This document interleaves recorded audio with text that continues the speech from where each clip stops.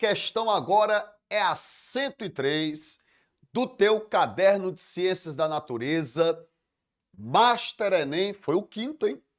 Quinto Master. Nós estamos construindo uma legião aí de alunos preparadíssimos para os vestibulares que se aproximam e, logicamente, como foco principal, o Exame Nacional do Ensino Médio.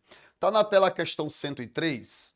Olha, muitos alunos disseram, só não entendi a imagem. Não entendi muito bem a imagem, mas olha, vamos lá. Olha o comandozinho da questão, certo?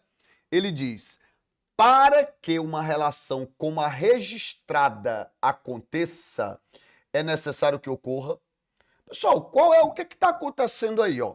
Se você observar, ele diz, é comum que interações entre os animais despertem a curiosidade. O registro desse tipo de comportamento recentemente se tornou até uma atividade de lazer relacionada ao ecoturismo. A imagem a seguir foi registrada por visitantes do zoológico de St. Louis, lá nos Estados Unidos. Ó, o que você observa são aves, né, competindo aí com esse roedorzinho aí por alimento. Estão compartilhando não, gente. Eles estão competindo alimento. Então você está diante de mais essa questãozinha aí, tá? Vou anotar aqui para vocês, ó. É a 103.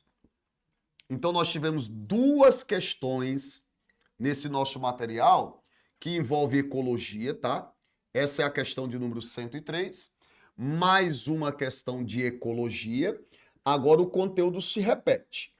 Porque a ecologia ela é bem ampla, né? Uma delas trazia a parte de fragmentação de hábitat, uma envolvia bioma, o bioma cerrado. Nós temos agora duas que envolvem relações ecológicas. Só que uma delas, relação interespecífica do tipo harmônica, e essa é uma relação interespecífica. Ó, uma relação interespecífica, só que essa é desarmônica. Quais são as relações interespecíficas desarmônicas? Bom, as desarmônicas pode ser um predatismo, pode ser um parasitismo, pode ser um amensalismo, pode ser uma sinfilia, que é no caso o esclavagismo, e pode ser o que foi. E pode ser o que foi. E o que foi? Competição.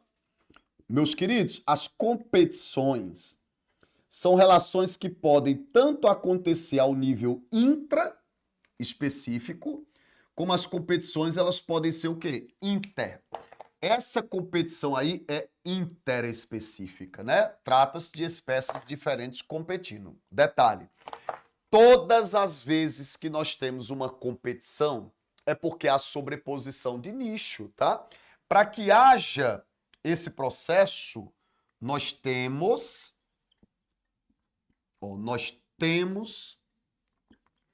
uma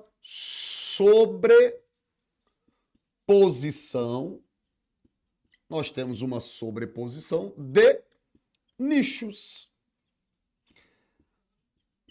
Muitos livros, quando vão falar sobre nichos ecológicos, cita que é exatamente o papel, a profissão que o indivíduo ocupa. Ok, é o que ele come, é onde ele vive, tá?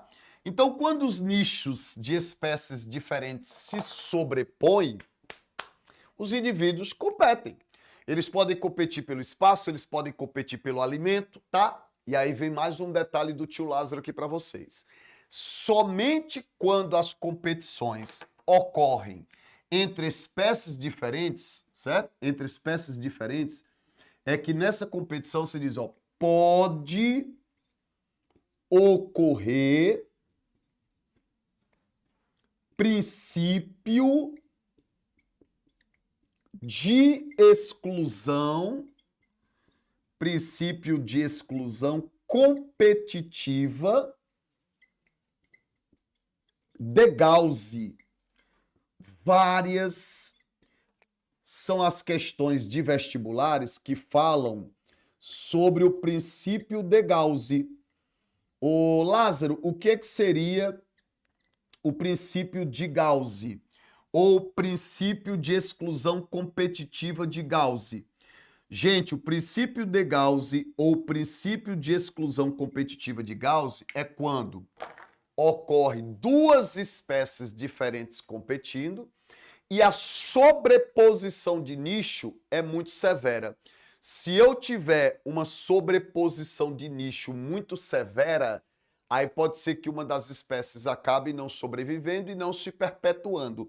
Aí aplica-se o princípio de Gauss.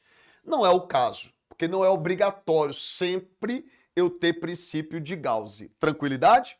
Então, nessa questão, olha o que ele pediu. Para você dizer, para que a relação como a registrada aconteça, é necessário. Bom, para ter competição, é necessário sobreposição de nicho. Sobreposição de nicho. É necessário redução de hábitat disponível para as aves? Não, porque eu posso ter a manutenção do hábitat e simplesmente a competição se dá pelo alimento.